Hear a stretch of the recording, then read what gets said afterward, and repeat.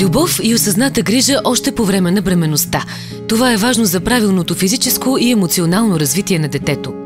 Отговорното решение да създадеш дете и отговорното поведение по време на бременността са първата стъпка. Днес много момичета забременяват случайно и твърде рано.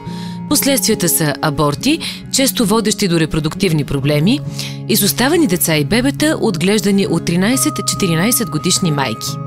Здравните грижи по време на бременността намаляват риска от проблеми за детето в този най-ранен етап на неговото развитие и помагат на майката да съхрани своето здраве.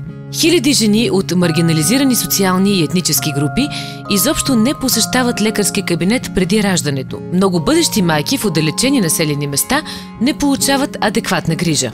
Поради липса на информация, хиляди неосигурени жени пропускат дори платени от държавата един медицински преглед по време на бременността. В първите месеци след раждането, майката има нужда от подкрепа в грижите за детето. Най-полезна е патронажната сестра или акушерка, която посещава дома на семейството, следи развитието на новороденото и показва на място на родителите как да се грижат за него. Държавата плаща здравните осигуровки на всички деца до 18 годишна възраст. Независимо от социалното положение на семейството, всяко дете има право на здравни грижи. Ангажимент на родителите е веднага след раждането да изберат личен лекар.